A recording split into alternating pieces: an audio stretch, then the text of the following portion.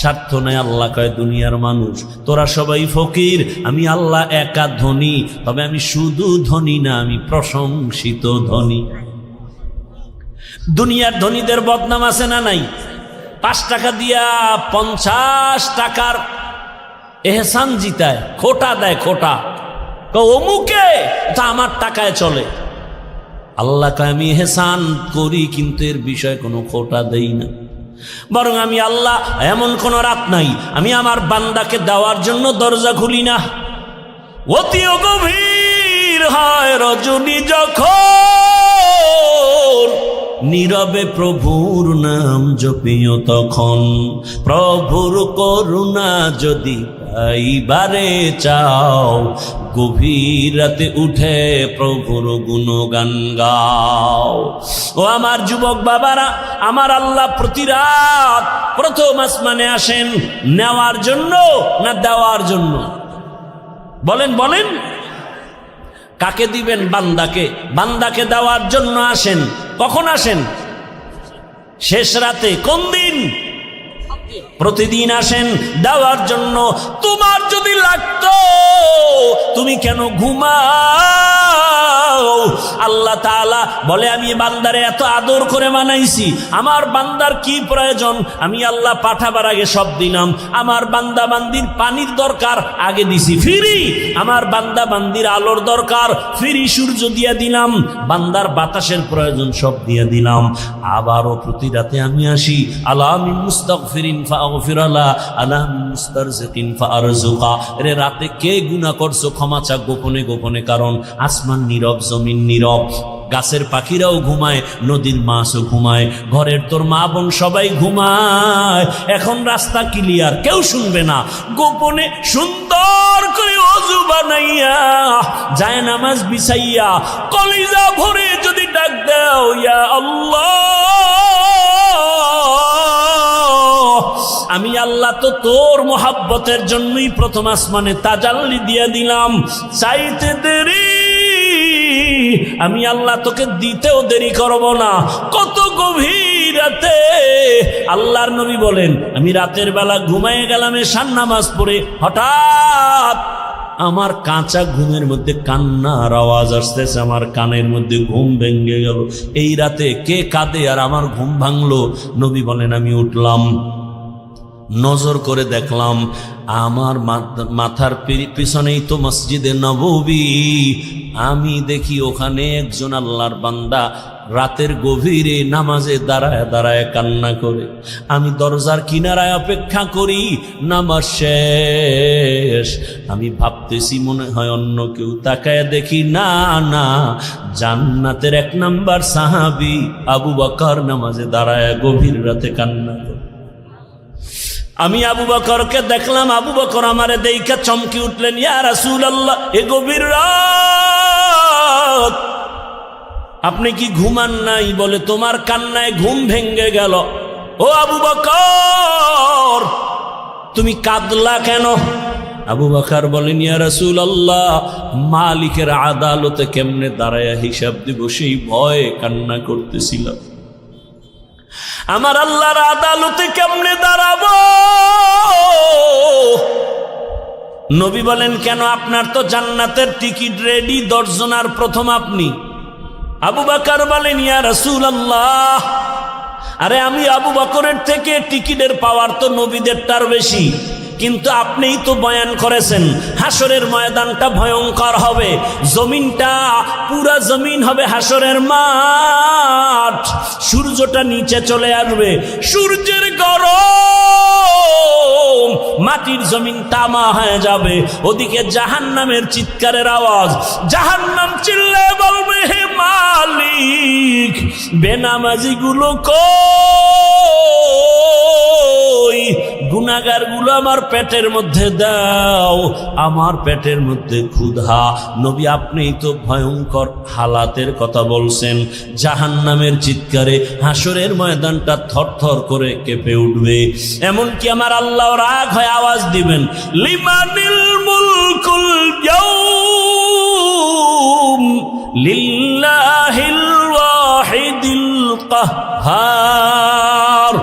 এত কঠিন আওয়াজ হবে, হাসরের ময়দানটা থরথর করে কাঁপতে থাকবে। ও নবী, আপনিই বয়ান করেছেন এত কঠিন হালাত, নারী আর পুরুষ সব উলঙ্গ দাঁড়াবে হাসরের মাঠে। আম্মা জান আয়েশা বলেন, নবী মানুষ কি লজ্জা পাবে না? কয়, ওরে আয়েশা জানো না, এমন ভয়ঙ্কর হালাত হবে একজনের দিকে আর একজন তাকাবারও হুঁশ হবে না। এমন কঠিন অবস্থায় আল্লাহর নবীরা পর্যন্ত কান্না শুরু করবেন। আদম নবী কান্না করবেন, ঈসা নবী কান্না করবেন, ইব্রাহিম নবীর কান্না, মুসা নবীর কান্না, দাউদ পয়গম্বরের কান্না, নূহ পয়গম্বরের কান্না চলবে। নিজের উপায় নাই, কি উপায় হবে সেই চিন্তা, উম্মতের চিন্তা নাই। ইয়া রাসূলুল্লাহ, এক পর্যায়ে আল্লাহ আবার একটা কঠিন আওয়াজ দিবেন, ওয়ামতাজুল ইয়াউমা আইয়ুহাল মুজরিমুন। আল্লাহ একটা গায়বী আওয়াজ দিয়ে বলবেন, ও গুনাহগারেরা, ও বেনামাজিরা, ও বেপরদাওয়ালারা, যারা কোরআন হাদিস মানো নাই, আলেম ওলামা মানো নাই, নবী রাসূল মানো নাই, আজকে আমার নেককারদের থেকে তোরা আলাদা হইয়া যা, নেককারদের থেকে আলাদা হ। গুনাহগারেরা ভয়ে আলাদা হবে না। আল্লাহ বলবে, আমি কুদরতি ভাবে বাছুনি দিব, বাঁচতে গিয়া যখন ধরে ফেলবো, ওই গুনাহগারগুলো বাতাসের মতো উড়িয়া উড়িয়া জাহান্নামের রাস্তায় পড়বে। আর আল্লাহ বলবেন, ও আমার নেকামুলওয়ালা, ও পর্দাওয়ালা নামাজি, সূর্যের গরম মাথায় লাগাইস না, আরশে আজিমের নিচে গিয়ে অপেক্ষা কর, রহমতের নবীর সাথে তোমরা সব জান্নাতে যাইবা। আর যারা গুনাহগার বেনামাজি, এদেরকে জাহান্নামের পথে দাঁড় করাইয়া আল্লাহ বলবে, ও ফেরেশতারা লাইনে দাঁড় করাও, আর আমি বাম হাতে আমলনামা দিব। ও রহমতের নবী,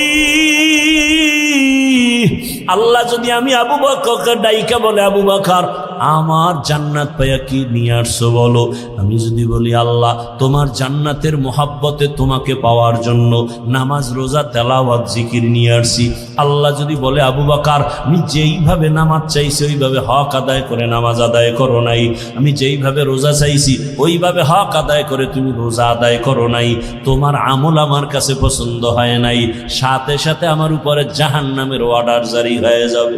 ওই সময় আমি আবু বকরের কি উপায় হবে?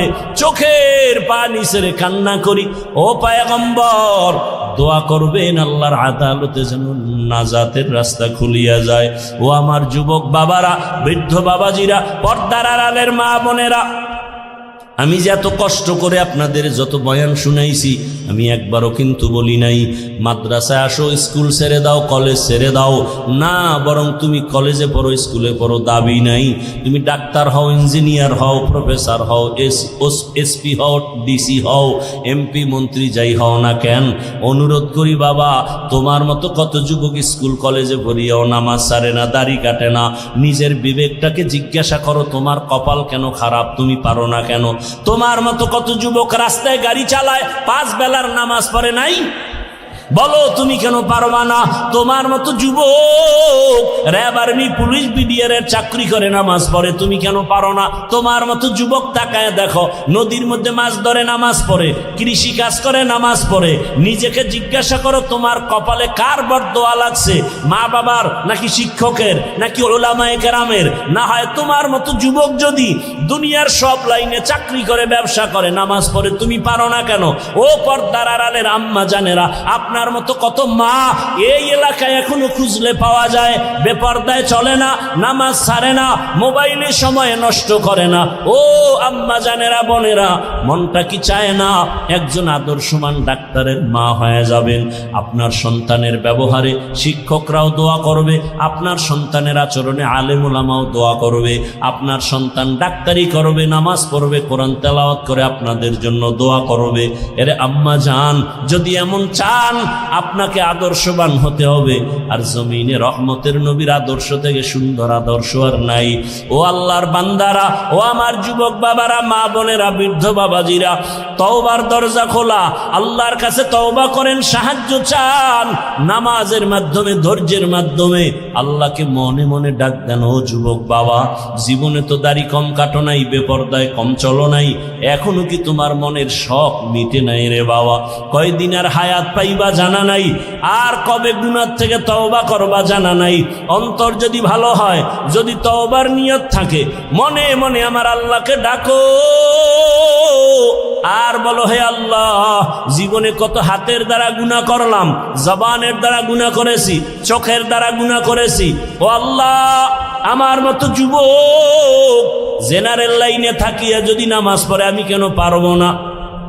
আল্লাহ, তুমি বুঝি বেজার হয়ে গেছো, আজকে থেকে তওবা করতেছি, মরিয়া গেল আর নামাজ ছাড়বো না, দাড়ি কাটবো না, বেপরদায় চলবো না। মা বাবার দোয়া নিয়া, শিক্ষকের দোয়া নিয়া, ওলামায়ে কেরামের পরামর্শ নিয়া রসুলের আদর্শ মেনে চলবো।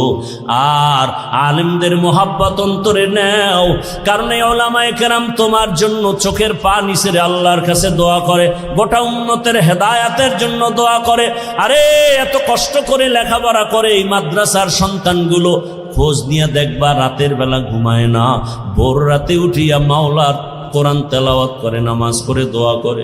এলাকায় শান্তি দাও, অসুস্থ রুগীদের সুস্থ বানাও।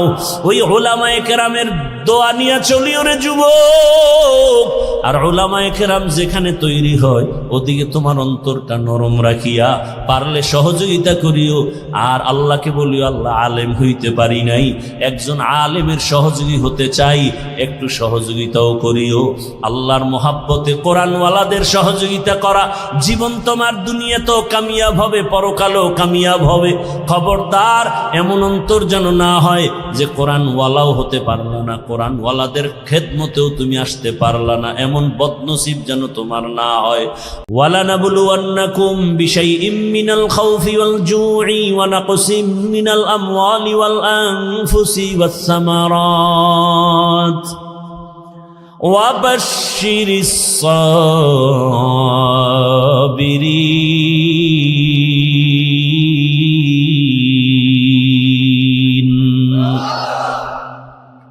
আল্লাহ পাঁচটা জিনিসের দ্বারা পরীক্ষা নিয়া, যাকে বেশি মহব্বত করবেন তার পরীক্ষা বেশি কঠিন হবে। আল্লাহ বেশি মহব্বত করেন ঈমানওয়ালাদের, মানুষের মধ্যে যারা ঈমানওয়ালা। আবার ঈমানওয়ালাদের ভেতর আল্লাহ তাদেরকে বেশি মহব্বত করেন যারা ঈমানের সাথে আমল করে। আবার ঈমান ও আমলওয়ালাদের মধ্যে আল্লাহর কাছে আরো বেশি প্রিয় তারা যারা আমল আর ঈমানের মধ্যে তাকওয়া আছে, তাকওয়া, শিরিকের কোনো গন্ধ নাই। গোটা দুনিয়ার ভিতরে তাকওয়ার মানদণ্ডে শ্রেষ্ঠ, আল্লাহর প্রিয় মহব্বতের যারা, তারা হলেন আম্বিয়ায়ে কেরাম। আর সব নবী রসুলের মধ্যে শ্রেষ্ঠ রহমাতুল্লিল আলামিন। আর উম্মতের মধ্যে আমরা আখিরি নবীর উম্মত আল্লাহর কাছে বড় প্রিয়। আল্লাহ তাআলা বলেন, আমি পরীক্ষা নিব মুসিবতের দ্বারা। আর এই পরীক্ষায় যদি পাশ করতে চাও, এক পুঁজি লাগবে, যেই পুঁজি না থাকলে পাশ করা যাবে না। ওই পুঁজির নাম হলো ধৈর্য। যাদের ধৈর্য নাই তারা কোনোদিন কামিয়াব হতে পারবে না। এই ধৈর্য আবার তিন প্রকার: ইবাদতের বেলায় ধৈর্য, মুসিবতের বেলায় ধৈর্য, গুনাহের বেলায় ধৈর্য। আপনার যদি ধৈর্য না থাকে, এই প্যান্ডেলে মোনাজাত পর্যন্ত থাকা আপনার জন্য সম্ভব হবে না। যাদের ধৈর্য আছে তারাই থাকবেন। ধৈর্য যদি থাকে সে বয়ান শুনতে পারে, ধৈর্য না থাকলে পারে না। ইবাদতের বেলায় ধৈর্য, মুসিবতের বেলায় ধৈর্য, গুনাহের বেলায় ধৈর্য। এই ধৈর্য বড় দামি এক সম্পদ। স্বামী আর স্ত্রী বড় ভালোবাসার জিন্দেগি পরিচালনা করতেছে। একদিন স্ত্রী স্বামীকে জিজ্ঞাসা করে, ও স্বামী, তুমি আমাকে কেমন মোহাব্বত করো, ভালোবাসো? বলে সীমাহীন। বলে কেমন? কয় তুমি আমার জীবন, আমি তোমার জন্য যা চাও তাই দিব। খেয়াল করতেছেন?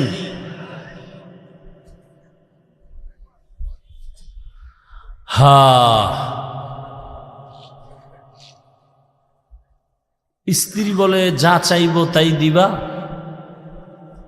বলে হ্যাঁ তাই দিব। স্ত্রীও একেবারে সাধারণ মানুষ না, খুব ধর্মের জ্ঞান ট্যান আছে, ধৈর্য আছে। বারবার স্বামীকে বলে যা চাইব দিবা? দিব, চাওয়া মাত্র দিব। বলে বুঝা খাও? হ্যাঁ বুঝা কইছি। ওয়াদা? বলে ওয়াদা। স্ত্রী পরীক্ষামূলক বলে আমাকে 3 তালাক দিয়া দাও। স্বামীর মাথা ঠিক আছে নি? গরম হয়ে গেছে। বললা কি? কই না ওয়াদা করলা, যা চাইব তাই দিবা, দাও তালাক দাও। স্ত্রীর কথা শুই না স্বামী বলে কল্লা যেতে পারে, তালাক তোমাকে দিব না, কারণ তোমার মতো একটা আবেদা স্ত্রী পেয়ে আমার জীবন বড় ধন্য। দুইজনের মধ্যে একটু বাক বিতণ্ডার সমাধানের জন্য জামানার নবীর দরবারে রওয়ানা। হঠাৎ রাস্তার মাঝে গিয়া স্বামী বেচারা পড়ে গিয়া পাটা ভেঙে গেছে, চিৎকার দেয় বাঁচাও। স্ত্রী হাত ধরে বলে এত কাঁদো কেন? বলে পা ভেঙে গেল।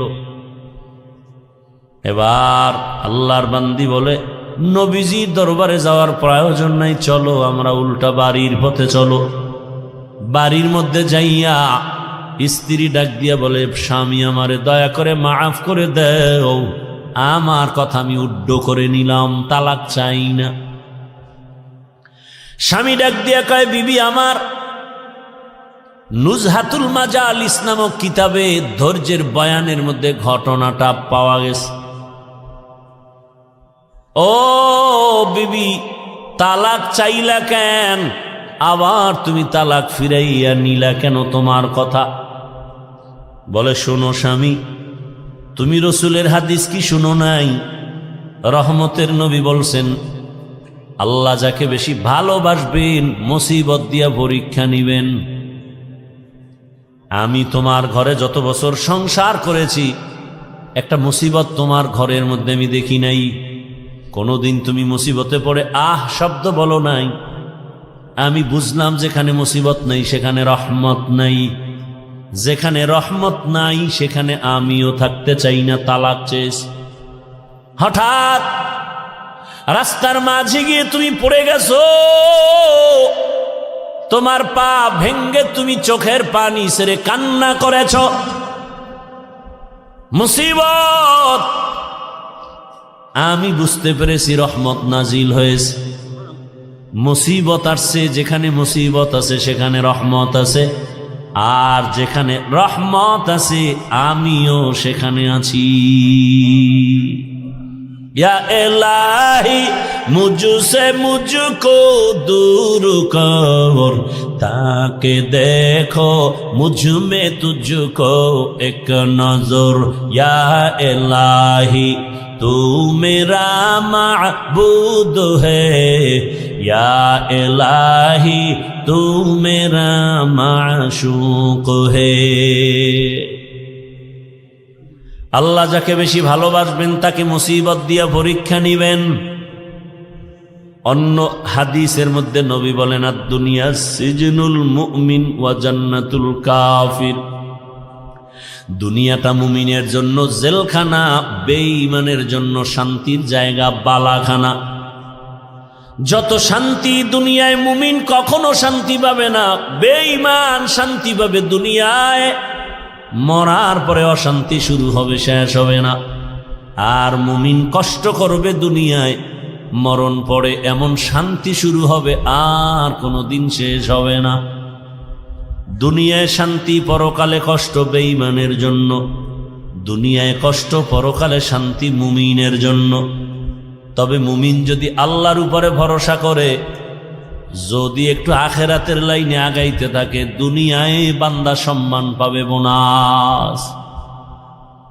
কি সমস্যা? ভাইরা আমার, আল্লাহ যাকে বেশি মোহাব্বত করেন তাকে মুসিবত দিয়ে পরীক্ষা নেন। এই রকম হাজার উদাহরণ যদি টানি সারা রাত চলে যাবে। আমার রহমতের নবী, যার কোনো গুনাহ নাই, সন্দেহ করলে ঈমান চলে যাবে। আল্লাহ যাকে স্পেশাল করে বানাইছেন, মুসা নবী আল্লাহর বন্ধু, ঈসা নবী আল্লাহর। এই উঠা বসা করেন কেন? এই না, উঠার ব্যারাম থাকলে ঢুকছেন কেন? বাহিরে দাঁড়ায় দাঁড়ায় বয়ান শুনতেন, বিড়িটাই না আবার আসতেন। এত বুঝানোর পরেও নিজেরও ক্ষতি করেন, উম্মতেরও ক্ষতি করবেন।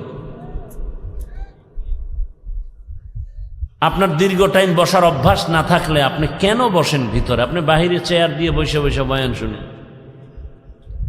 আমি তো শুরুতেই বলছি, আমি বয়ান তো ওই গতানুগতিক ওই বক্তা হিসাবে বয়ান করি না, কলিজার ভালোবাসা দিয়ে বয়ান করি। মুখস্থ বয়ান আল্লাহর উপরে ভরসা করে বলতেছি। কি বয়ান করব তা তো আমি রেডি করে আসি নাই। আউযুবিল্লাহ ঢুকছি, জেহেন ঘুরাইছি, কি আয়াতটা পড়ব। এই বছর এই আয়াত দিয়ে বয়ান শুরু করি না, আজকে পড়ে ফেললাম। আজকে এই আয়াতটা নতুন পড়লাম। অন্য বছর এই আয়াতের উপরে অনেক বয়ান করেছি। এরপরে আয়াতের উপরে কি বয়ান হবে তাও তো আমার জানা নেই। একের পর এক কথা আসতেছে আসতেছে আসতেছে। বক্তার এলেমের বাহাদুরিতে বয়ান হয় না, ভালো করে মনে রাখবেন। ছোট ছোট কিছু কথা বলি মনে রাখবেন। বক্তার আমল আর এলেমের বাহাদুরিতে ওয়াজ হয় না। এর মূল চাবি আল্লাহর রহমত আর অন্তরে, শ্রোতাদের অন্তরের ভালোবাসা, মোহাব্বত। এই দুইটা এক থাকলে বয়ান হয়। আপনারা আমার বয়ান বের করার ফোকাস। এখন ওইটা বুঝাইতে গেলে আরো যাইবে 20 মিনিট। একজন উঠছে, দিছে ব্যাস লাগায়, আমার নজর তো চারোদিকে। কে হাত উঠায়, কে বসে, কে ঘাড় এদিক সেদিক করে, নজর তো দিক চলে যায়। পারি না, আমার এই অভ্যাসই নেই, করবো না বয়ান। আপনারা শুনতে চান না, আমার ঠেকাটা কি? হেদায়েতের মালিক তো কোনো বান্দার হাতে আল্লাহ চাবি দেন নাই, এত পেরেশানি কেন? বইসেই তো সেই বয়ান করছে। রসুলের মতো ব্যক্তির বয়ানে আবু জাহিল্লা বাচ্চা যদি কালেমা না পড়ে, আমি কে? রসুলের বয়ান, যার চেহারা দেখলে গুনাহ মাফ, সেই রসুলকে টানা 13 বছর দেখার পরে যে বেঈমান কালেমা পড়ে না, আমি কে? আমি তো মানুষই না। বক্তা হয়েছি ঠিক, মাওলানা হয়েছি ঠিক, মানুষ হতে পারি নাই। মানুষ হওয়া ভিন্ন জিনিস। আর রহমান আল্লামাল কুরআন খলাকাল ইনসান, এই বয়ান যেখানে করেছি সেখানে বলেছি মানুষ কাকে বলে। আল্লাহ বলছেন মানুষ কারা? এই মানুষ আল্লাহর কাছে মানুষ না, আল্লাহর দরবারের মানুষগুলো আলাদা। কোন মানুষ? আল্লাহ বলে দিছেন আর রহমান আল্লামাল কুরআন খলাকাল ইনসান। বিস্তারিত এখানে আলোচনা। আল্লাহর কাছে কোন মানুষ জান্নাত পাবে? মাগরিবের পরে বয়ান করছি গোপালগঞ্জের একটা এলাকায়, ভরপুর মানুষ। সেখানে একটা হাদিস বলছি, যেহেতু কথা টানে চলে আসছে 1 মিনিটে শুধু একটু বলতেছি। আবু হুরায়রা রাদিয়াল্লাহু তাআলা আনহু থেকে একটি সহিহ হাদিস বর্ণিত। হাদিসের হাও জানে না, সহি সহিলা এলাফায়। রসুল কোনদিন বলে যান না এই হাদিস সহি, এটা সহি না। এটা বর্ণনাকারী মুহাদ্দিসিনে কেরাম তাদের মতামত।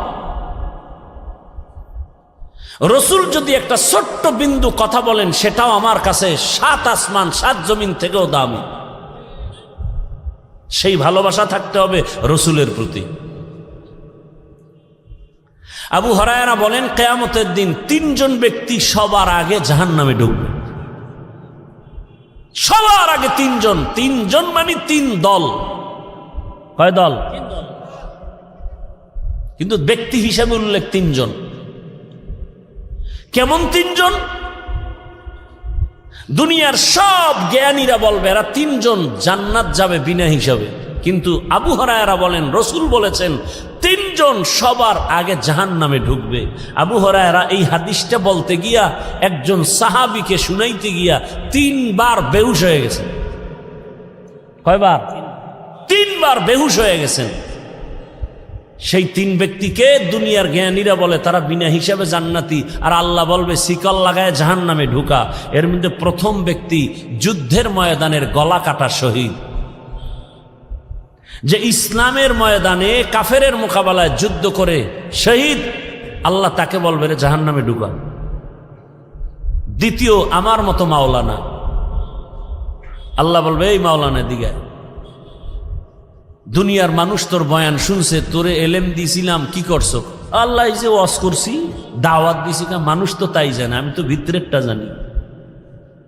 মানুষ তো তোর উপরেরটা জানে, আমি তো ভেতরেরটা জানি। তোরে আল্লামা না লেখলে মনে কষ্ট পাইতি, কেউ জানতো না, আমি জানি। কি এই রোগ নাই? নামটা কেন নিচে হয়েছে? এই রোগ আছে। নাম কেন ছোট হলো, বড় হলো না? মনে তোর কষ্ট কেউ জানে না, আমি তোর অন্তরের খবর জানি। আরো কথা বলার সুযোগ নাই। আল্লাহ বলবে এই জাহান্নামের ফেরেশতা ধর এই মাওলানারে, জাহান্নামের ভেতরে ঢুকা। শহীদেরাও জাহান্নামে, মাওলানাও জাহান্নামে।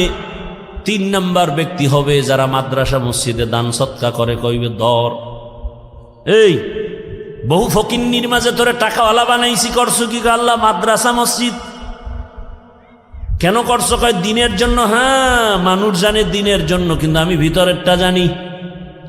50,000 টাকা দান কইরা চায়ের দোকানে চাপাবাজি করছো, পুরা মসজিদ তুই কইরা দিছ। তোর নামে আলহাজ না লাগাইলে মাথা গরম। দান করার পরে তোকে মারহাবা না বলার কারণে তোর মেজাজ গরম, পারো না, টাকা ফিরাই নিয়ে যাও। জাহান্নামের ফেরেশতাই নাফরমানের ধর, জাহান্নামের শিকল লাগায় জাহান্নামে নাও।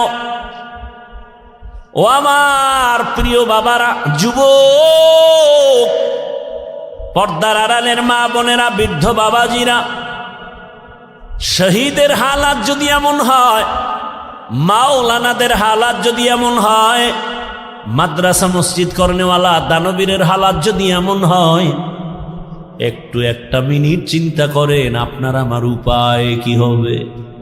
জিন্দেগি মে বন্দগি তু করনা হে,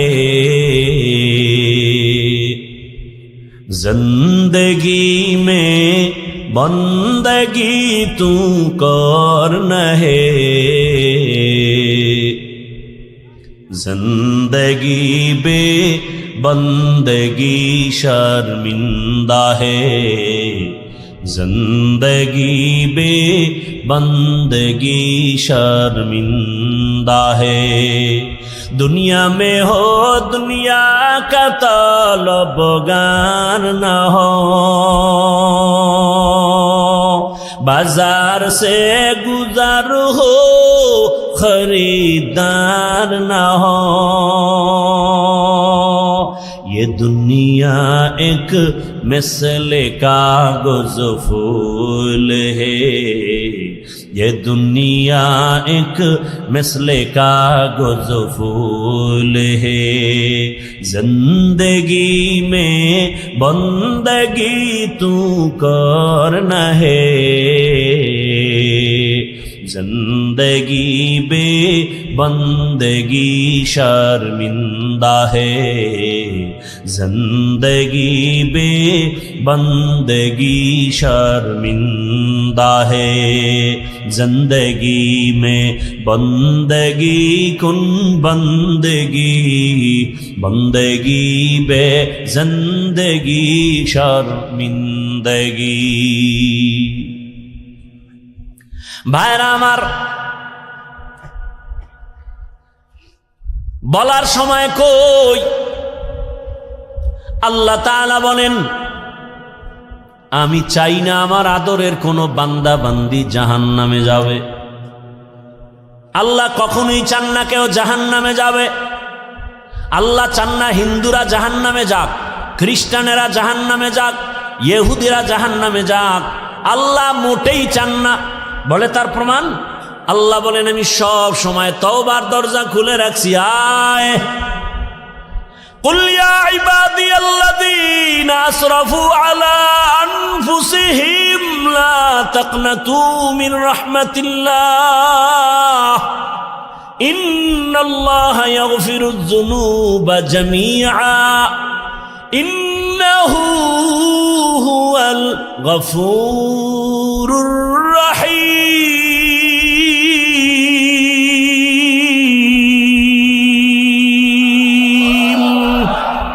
গরতাওয়াকুল মিকুনি হর সুবহ শাম মিরাসানা দরিস্ক তু আজলা মাকাম জুজবা হকচি জে মখাজ ইনসুজা ফজলে উআ মস্তে দর জুমলা জাহা।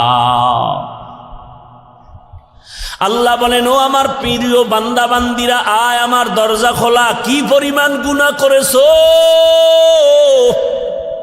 বান্দা বলে 40 বছরের গুনাহ তো বিশাল, হিমালয় পাহাড়ও ছাড়ায় গেছে আমার গুনার এত বড় স্তূপ। আল্লাহ কয়, তুই যদি আসমান বড় বড় গুনাহ করে ফেলো, বিশাল বড় লবণের পাহাড়। কিসের পাহাড়? লবণের বিশাল বিশাল বড় পাহাড়। যত বড় বড় লবণের পাহাড়, একটু যদি সমুদ্রের পানি ধাক্কা লাগায়, লবণের পাহাড় বিলীন হতে কয় হাজার বছর লাগবে? বলছি না সত্য কথা, জবাব দিয়েন ভালো করে। কয় মাস? মুহূর্তের মধ্যে সমুদ্রের পানির ধাক্কায় লবণের পাহাড় যেমন বিশাল পাহাড়। কোন কাজের লোকেরা যদি বলি তোমরা 500,000 মানুষ কাজ করে লবণের পাহাড়, এখান থেকে তুমি তাড়াতাড়ি সাতক্ষীরায় নিয়ে যাও, সময় লাগবে নি? বুঝে না, অনেক সময়। কিন্তু সমুদ্রের একটা পানির বাড়ি মারলে মুহূর্তে বিলীন হয়ে যাবে। আল্লাহ কয়, রে গোলাম, কি পরিমাণ গুনাহ করেছো, কয় পাহাড় বানাইছো। দুনিয়ার আসমান বড় বড় যদি গুনার পাহাড় বানাও, আমার রহমতের পানির বাড়ির সাথে সাথে তো গুনার পাহাড় চুরমার হয়ে যাবে। আতিনা ফি দারে দুনিয়া না হাসান, আতিনা ফি দারে উকবা না হাসান, ইয়া গিয়াসাল মুস্তাগীসিন ইহদিনা লফতিখারা বিল উলুমে ওয়াল গিনা, হর গরিদে নেক তু তৈয়ার হে जो न मांगे उससे तू बेजार है। আল্লাহ তাআলা বারবার ডাকেন, আসো, তওবার দরজা খুলে দিলাম, আসো। এজন্যই তো আল্লাহ পাক আয়াতে বলেন, ও মুমিন সাহায্য প্রার্থনা করো। আল্লাহ পাক মুমিনকে বলছেন, কোন বেঈমানকে বলেন না কেন? এর সংক্ষিপ্ত জবাব হলো, জান্নাত শুধু মুমিন পাবে, কোনো বেঈমান কখনো জান্নাত পাবে না। জান্নাত কারা পাবে? মুমিন, কোনো বেঈমান পাবে না। কিন্তু একটু আগেই কিন্তু আমি বলছি, আল্লাহ চান না কোনো বান্দা বান্দি জাহান্নামে যাবে। এই হলো এক কথা। আর এক কথা কি, জমিনে যত মানুষ আসছে নাই আসবে, সবার নামে জান্নাতে আলাদা আলাদা বাড়ি নাম লেখা বরাদ্দ করা। নমরুদ নামে একটা জান্নাত আছে, জান্নাতে ঘর আছে আলাদা। ফেরাউনের নামে জান্নাতে ঘর আলাদা। বেশ্যা তাসনিমার নামেও জান্নাতে ঘর আলাদা। এক কথায় দুনিয়ার সব মানুষের নামে নামে নামে নামে জান্নাতে ঘর। কিন্তু কোনো বেঈমান জান্নাত পাবে না, এ কথাও সত্য। আল্লাহ কাউকে জান্নাত জাহান্নামে দিতে চান না, তাও সত্য। তাহলে বেঈমানরা না পাইল, ওদের জান্নাত বানানো যে নির্ধারিত করা আছে, জান্নাত কি হবে? ফেরাউনের জান্নাত কোথায় যাবে? নমরুদের জান্নাত। আল্লাহ বলেন, যারা আমার মুমিন, আমার ইবাদত যথার্থ করবে, আমি আল্লাহর নামের জান্নাত তো দিবই, বেঈমানের বানানো জান্নাত আমি আমার আদরের মুমিনদের বোনাস দিয়ে দিব। ইয়া ইলাহি তু মেরা মাবুদ है, या इलाही तू मेरा माशूक है। ভাইরা আমার, আল্লাহ মুমিনকে বলেন সাহায্য চাও। সাহায্য চাওয়ার জন্য আল্লাহ বললেন মুমিনকে। এখন এখানে তিনটা কথা, সাহায্য কেন চাইব, কিভাবে চাইব, কার কাছে চাইব, তিনটা কথার জবাব। আল্লাহ মুমিনকে সাহায্য চাইতে বললেন কেন? বলে দুনিয়াতে কেউ কারো সাহায্য ছাড়া জমিনে চলতে পারে না, দুনিয়ার কেউ সাহায্য ছাড়া চলতে পারে না। এতগুলো মানুষ আপনারা বসে আছেন আমার বয়ান শোনার জন্য, আমি কি পরিপূর্ণ মানুষ কয় না? এখানে আসা পর্যন্ত আমার গাড়ি লাগছে, গাড়ি টেনে আনছে আমার ড্রাইভার। গাড়ি যদি একটু নষ্ট হয় আমার আসতে ঝামেলা, আবার ড্রাইভার থাকলেও হবে না, পাম্পে গিয়া ওখান থেকে তেল নিতে হবে। পাম্পের যারা বসা আছে ওরা সব বেশিরভাগ মূর্খ, তেমন শিক্ষিত টাইটেল নিয়ে ওখানে বসে নাই। আমি যদি বলি আমি এত বড় বক্তা, তোর মতো মূর্খের থেকে তেল নিব না, কয় তাই তুই মর, কারণ আমাগো গরিবের কাছে আসবি না, তোর গাড়ির মধ্যে জীবনে তেল যাবে না। আল্লাহ কোনো মানুষকে স্বয়ং সম্পূর্ণ বানান নাই। আল্লাহ সাহায্য চাইতে বললেন কেন? আল্লাহ তার এক জবাব দিয়া কোরআনে বলেন ওয়া খুলিকাল ইনসানু যায়ীফা, আমি মানুষকে বড় দুর্বল করে বানাইছি, মানুষের মতো দুর্বল কোনো প্রাণী বানাই নেই। মানুষ এত দুর্বল, পিপিলিকার কাছেও দুর্বল। আল্লাহর বানানো ক্ষুদ্র পিপিলিকার কাছে আমরা দুর্বল, একটা মশার কাছেও আমরা দুর্বল, মানুষের বানানো জিনিসের কাছেও মানুষ দুর্বল। 2 টাকা দামের একটা বেলেট বানাইছে মানুষ, ওই বেলেটের কাছেও সব মানুষ দুর্বল। কি এই যে স্টান বানাইছে মানুষ, এই মানুষ এই স্থানের বাড়ি খেয়া জাগাত নাই। ইট বানায় মানুষ, ইটের একটা টুকরা পড়ছে, জাগাত শেষ। তাহলে মানুষ নিজের বানানো বস্তুর কাছেও দুর্বল, আল্লাহর বানানো ক্ষুদ্র পিপিলিকার কাছেও দুর্বল। পিপিলিকায় যদি মেজাজ গরম করে, একটা বনিয়াদমরে ঘুমাতে দিব না, খাইতে দিব না, কোনো বনিয়াদম খাইতেও পারবে না, ঘুমাতে পারবে না। মশায় যদি আন্দোলন শুরু করে, আদম সন্তানের কপালে আর ঘুম জুটবে না। কি জিন্দেগি বরবাদ হয়ে যাবে। তাহলে আমরা মশার কাছেও দুর্বল, পিপিলিকার কাছেও দুর্বল, আমাদের মতো দুর্বল কোনো প্রাণী নাই। এই কথা যেমন সত্য, আমাদের মতো শ্রেষ্ঠ জমিনে কেউ নাই, এ কথাও সত্য। দুর্বল হইয়া আবার শ্রেষ্ঠ হয় কেমনে? ধৈর্য হবে শোনার। দুর্বল সে আবার শ্রেষ্ঠ হয় কেমনে? হ্যাঁ, দুর্বলতাটাই শ্রেষ্ঠত্বের কারণ।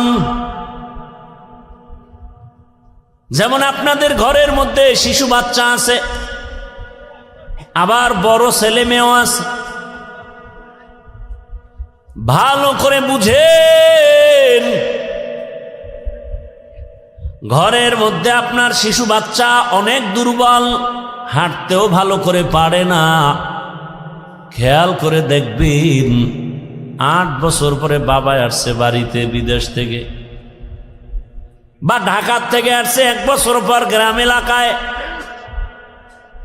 অনেক শপিং নিয়ে আসছে। এর মধ্যে বর্তমান দুনিয়াতে যত বড় কিছু আনুক, আকর্ষণীয় হাদিয়া কি? মোবাইল। নিজের জন্য 90-1 লাখ টাকার মোবাইল, বউয়ের জন্য একটা। বউয়ের মোবাইল বউরে দিবে, কিন্তু সব কাপড় চুপড় বের করে বলে ভাগ ভাগ করে দেও। ছেলের জামা মেয়ের জামা মোবাইল 2টা আলাদা রাইখে দিছে ড্রেসিং টেবিলের উপরে, ওটা প্যাকিং করা ইনটেক। ছেলে একটা বড়, ওর তো নজর হেন, ও কাপড় চুপড়ের দিকে তাকায় নাই, ও গিয়া ইনটেক প্যাকেটটা ধরছে। লাখ টাকার মোবাইলের প্যাকেটটা যখন ধরছে না, বাবাই দিছে ধমক, এই মোবাইল ধরিস না। ছেলের মনে একটা কষ্ট আসছে, বাবা এতদিন পরে বাড়ি আসছো, ধমক দিলা কেন? অভিমান কইরা সন্তান অন্য জায়গায় বা রুমে গিয়া চুপচাপ বসে আছে রাগ করে। বাবা সব গুছাই টুছাই ও ইনটেক মোবাইল টেবিলে রাইখে গেছে বাথরুমে। কোন রুমে বলেন বলেন?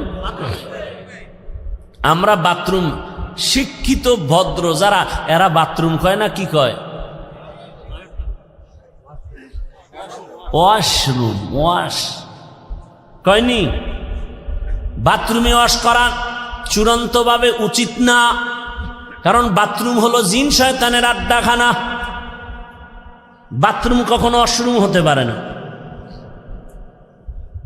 একান্ত যদি আপনার বাথরুম ওয়াশরুম বানাতে হয়, মাঝখানে পার্টিশন লাগায়া দেন, বাথরুম আলাদা থাকবে, ওয়াশরুমে আপনি ওযু বানাবেন, যা করবেন, ওয়াশরুম আলাদা, পর্দা লাগায়া দেন। না হয় আরো উত্তম হবে, বাথরুম আলাদা থাকবে, আপনার ওয়াশরুম থাকবে আলাদা। কি কমু, কারে কমু? দুনিয়ার সব মিস্ত্রিগুলো সব এক নায়কতন্ত্র ভাবে বেসিনটা দিয়ে থইবে বাথরুমের ভিতরে। এরপরে কমোড তো সব চেয়ার হাই, লো কমোড নেই, সব চেয়ারে বয়ে বয়ে বয়ে বয়া টেলিভিশন দেখবে বাথরুমের ভিতরে। কি আর বলবো? ওয়াশরুম নয়, বাথরুম তো বাথরুম, সেটা ওয়াশরুম হয় কিভাবে? আমাদের অনেক ওলামায়ে কেরামের বিরুদ্ধাচরণ করেন, উচিত না। বাথরুমে খালি পায়ে যাওয়া যাবে না, খালি মাথায় যাওয়া যাবে না, তো অ্যাক্সিডেন্ট হবে, দুর্ঘটনা হবে, কারণ জিনের আড্ডাখানা প্রত্যেকটা বাথরুম।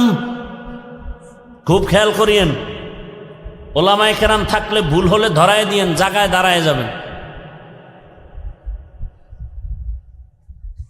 কিন্তু আপনি ওয়াশরুমে যদি খালি পায়ে যান, খালি মাথায় যান, বাধা নাই, বাথরুমে যাওয়া নিষেধ, খালি পায়ে যাওয়া যাবে না। এবং সেখানে ঢুকতে কিন্তু নিয়ম আছে, বাম পা দিয়া ঢুকবা, ডান পা দিয়া বের হওয়া। ওয়াশরুমের এই কিন্তু নিয়ম নেই। যাক, অনেক কথা, কি কথার থেকে এখানে আনছি? নো, এর আগের কথা কি? ওই যে বাথরুমে গেল, এখন ওই যে শিশু বাচ্চা আছে না, বড় ছেলে ইনটেক প্যাকেটটায় হাত দিছে, মাথা গরম, ছেলে গিয়া অভিমান করে আর এক রুমে হইয়া রইছে। এদিকে বাবায় ওয়াশরুমে যাওয়ার পরে ছোট বাচ্চাটাই ওটারে আস্তে আস্তে করে খুলছে, খুইলে এবার ওটার থেকে বের কইরা, এটা তো ডাইন বাম বুঝে না, এমন জোরে একটা আছাড় দিছে ফ্লোরে, জাগাত 1 লাখ নাই। বাথরুমে বাবা আওয়াজ পায়, মাথা গরম, দরজাটা খুইলা দেখে আকাম কে করছে, ছোট বাচ্চা, কলিজার টুকরা। বাবায় কিছু কয় না, খালি চোখ গরম করছে।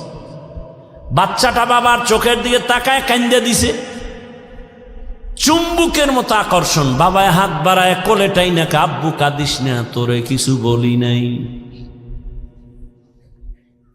দুর্বলতাই সম্মানের কারণ। বাচ্চার উপরে এত কেন দুর্বল? বাচ্চার উপরে সবার মায়া কেন কয় দুর্বল? আল্লাহ বান্দারে মায়া করেন কেন কয় জিনের থেকেও দুর্বল, ফেরেশতা থেকেও দুর্বল।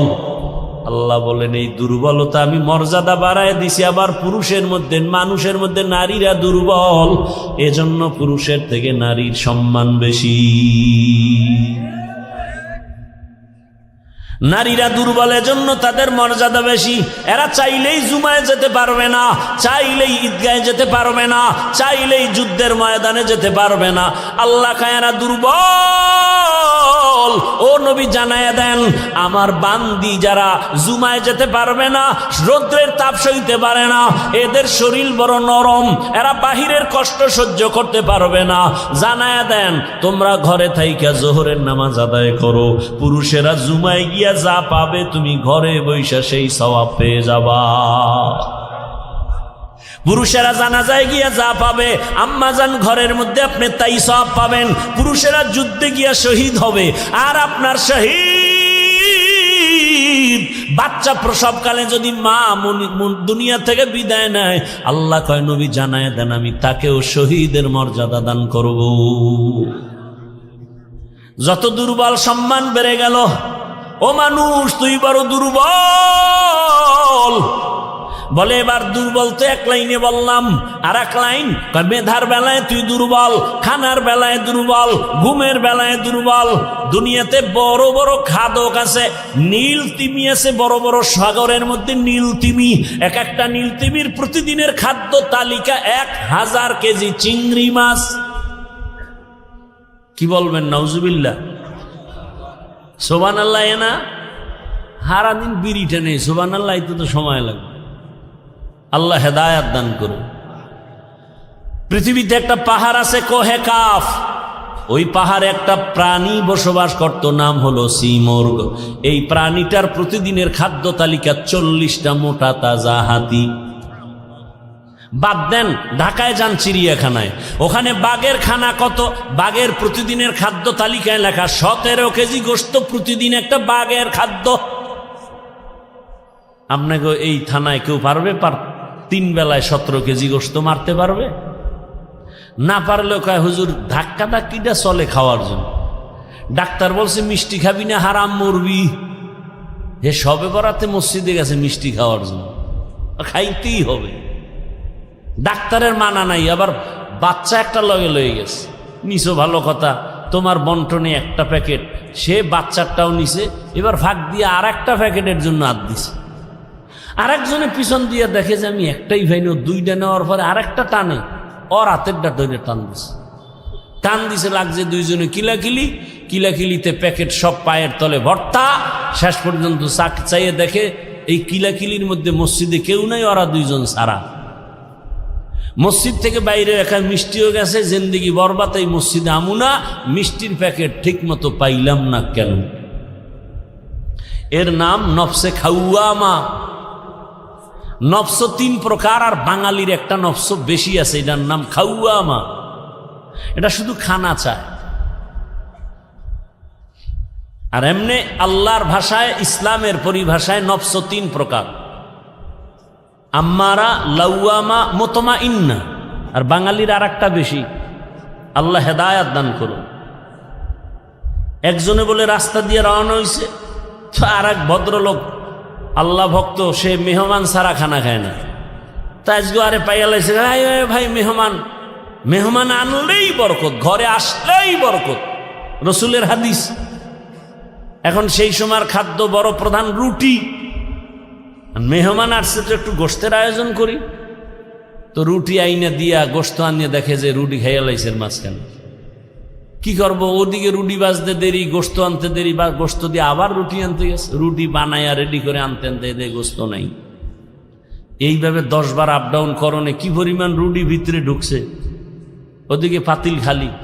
পরে জিজ্ঞাসা, ভাই আপনি যাইবেন কই? কয় ডাক্তারের কাছে। কেন? কয় রুচি নেই। ভদ্রলোক কয়, ভাই আল্লাহ রাস্তা আপনি যান তাড়াতাড়ি, তবে অনুরোধ এই পথ দিয়ে আর ফেরত আইয়েন না।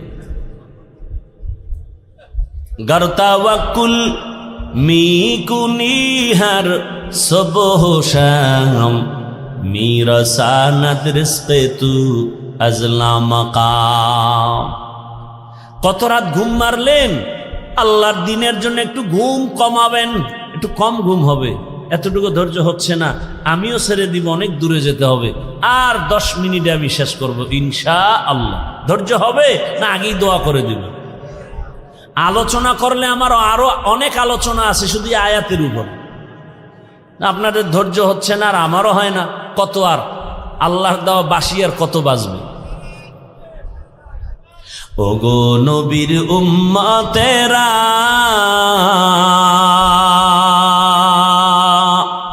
হয়ে আজি দিশাহারা, কোরআন হাদিসের চলো যখন যাহা চায় মনে, নবী বিনে কে তারাবে পুলসিরাত মিজানে, নবী বিনে কে তারাবে পুলসিরাত মিজানে। উম্মতের কান্ডারি নবী,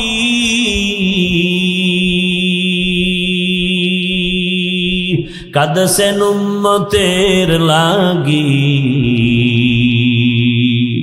এখনো কাঁদেন নবীজি শুয়ে মদিনার পানে।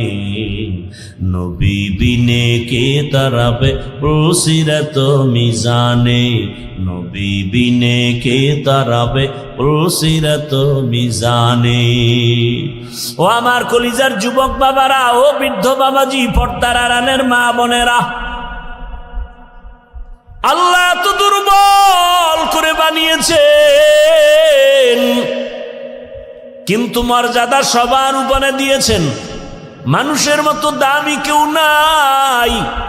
আমরা মেধার বেলায় দুর্বল, সবাই কিন্তু MBBS ডাক্তার, সবাই ডিগ্রি নিয়ে বসে আছে চেম্বারে, কিন্তু একে অপরের কাছে দুর্বল। নাক কান গলার ডাক্তার পেটের রোগ ঠিক করতে পারে না, মেডিসিনের ডাক্তার নাক কান গলার উপরে বিশেষজ্ঞ না। আল্লাহ এক একজনের এক এক সাইড আগায় দিছে, এক সাইড দুর্বল রাখছে, জানো, অহংকারী করার সুযোগ না পাও। আমি কোরআনের বয়ান করি, কিন্তু ফতুয়ার কাজ আমার না। ফতুয়া দেওয়ার বেলা আমি মুফতি সাহেবের কাছে দুর্বল। দেখছেননি কারবার? দুনিয়ার সব একে অপরের কাছে দুর্বল।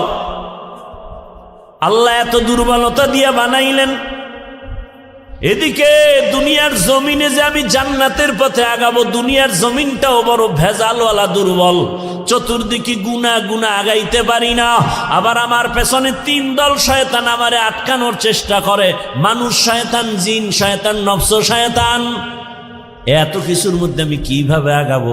সাহায্য না নিলে চলবে না, সাহায্য ছাড়া চলবে না। এখন ফাইনাল হয়ে গেল, সাহায্য লাগবেই।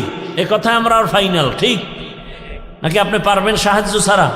আপনার টাকা আছে কোটি কোটি, কিন্তু মাছওয়ালার কাছে টাকা না দিলে ঘরে মাছ আসবে না। এই জমিনে গরিবরা যদি গোশত না কাটতো, বড় লোকের কপালে কোনোদিন গোশতের খানা পেটে যেত না।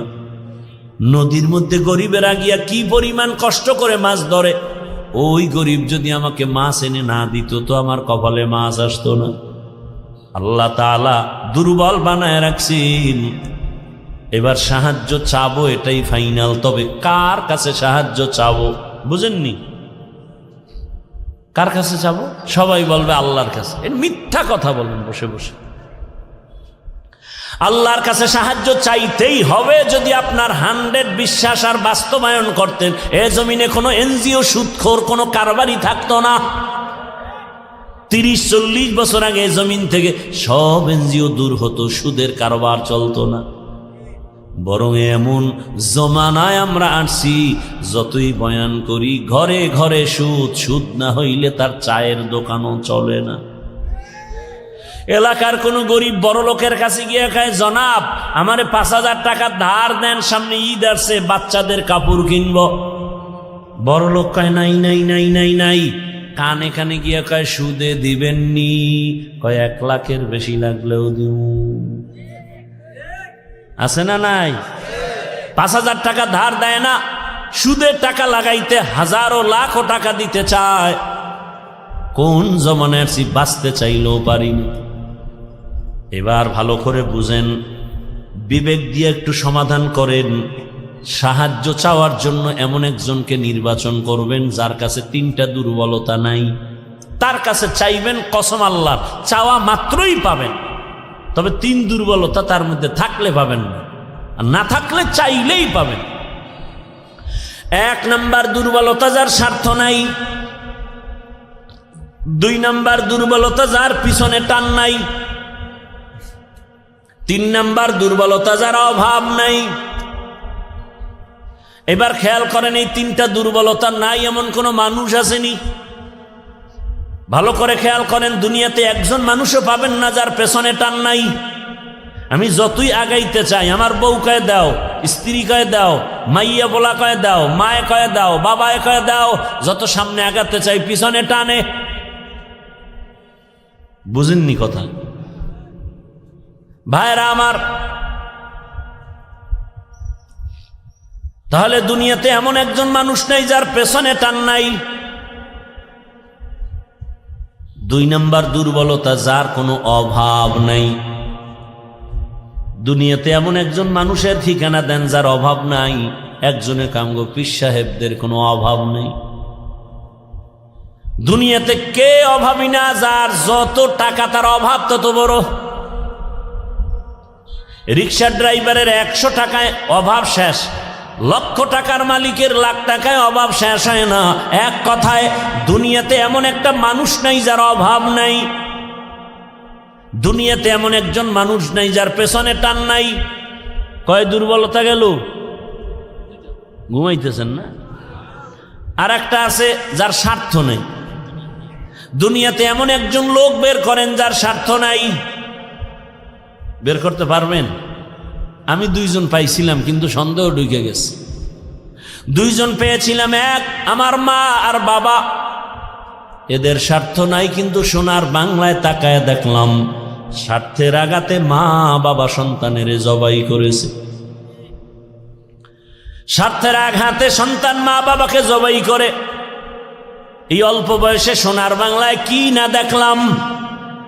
আপন বাবা তার আপন মেয়েটাকে হোটেলের মধ্যে ঢুকাইয়া বলে, আজকের রাতের জন্য তুই আমার কাছে স্ত্রীর সমান।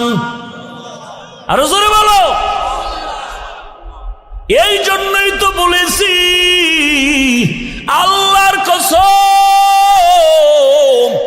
ইসলাম ছাড়া এ জমিনে কোনোদিন শান্তি কেউ দিতে পারবে না।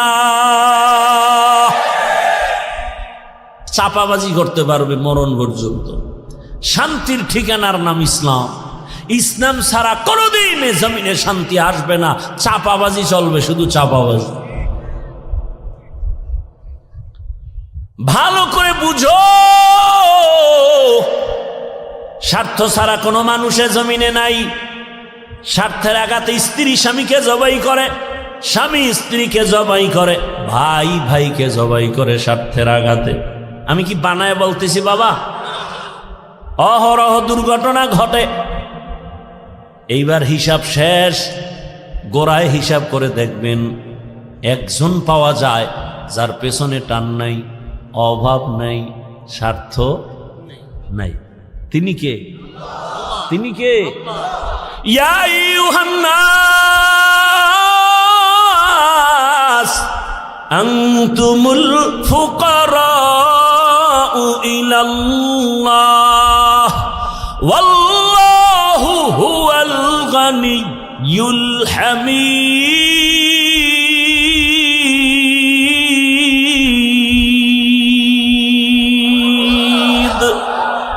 গরতাওয়াক্কুল মিকুনিহার সুবহশানম মিরসানাত রিজকে তু আজলামাকা।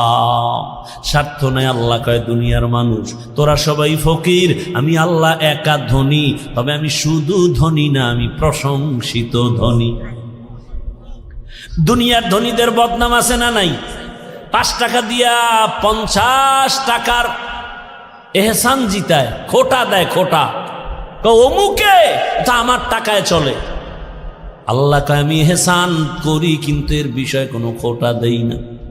বরং আমি আল্লাহ এমন কোন রাত নাই আমি আমার বান্দাকে দেওয়ার জন্য দরজা খুলি না। অতি গভীর হয় রজনী যখন, নীরবে প্রভুর নাম জপিও তখন। প্রভুর করুণা যদি পাইবারে চাও, গভীর রাতে উঠে প্রভুর গুণগান গাও। ও আমার যুবক বাবারা, আমার আল্লাহ প্রতি রাত প্রথম আসমানে আসেন নেওয়ার জন্য না দেওয়ার জন্য? বলেন বলেন। কাকে দিবেন? বান্দাকে। বান্দাকে দেওয়ার জন্য আসেন। কখন আসেন? শেষ রাতে। কোন দিন? প্রতিদিন আসেন দেওয়ার জন্য। তোমার যদি লাগতো তুমি কেন ঘুমাও? আল্লাহ তাআলা বলে আমি বান্দারে এত আদর করে বানাইছি, আমার বান্দার কি প্রয়োজন আমি আল্লাহ পাঠাবার আগে সব দিলাম। আমার বান্দা বান্দির পানির দরকার আগে দিছি ফ্রি, আমার বান্দা বান্দির আলোর দরকার ফ্রি সূর্য দিয়ে দিলাম, বান্দার বাতাসের প্রয়োজন সব দিয়ে দিলাম।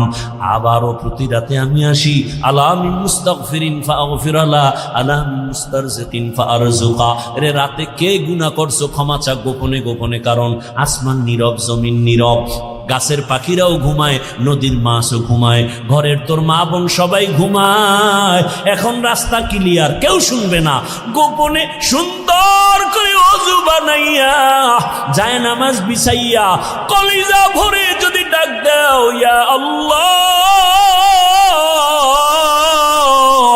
আমি আল্লাহ তো তোর মোহাব্বতের জন্যই প্রথম আসমানে তাজাল্লি দিয়ে দিলাম, চাইতে দেরি আমি আল্লাহ তোকে দিতেও দেরি করব না। কত গভীর রাতে আল্লাহর নবী বলেন আমি রাতের বেলা ঘুমায়ে গেলাম এশার নামাজ পড়ে, হঠাৎ আমার কাঁচা ঘুমের মধ্যে কান্নার আওয়াজ আসতেছে, আমার কানের মধ্যে ঘুম ভেঙে গেল। এই রাতে কে কাঁদে আর আমার ঘুম ভাঙলো? নবী বলেন আমি উঠলাম, নজর করে দেখলাম আমার মাথার পিছনেই তো মসজিদে নববী। আমি দেখি ওখানে একজন আল্লাহর বান্দা রাতের গভীরে নামাজে দাঁড়ায় দাঁড়ায় কান্না করে। আমি দরজার কিনারায় অপেক্ষা করি, নামাজ শেষ। আমি ভাবতেছি মনে হয় অন্য কেউ, তাকায় দেখি না না, জান্নাতের 1 নাম্বার সাহাবী আবু বকর নামাজে দাঁড়ায় গভীর রাতে কান্না করে।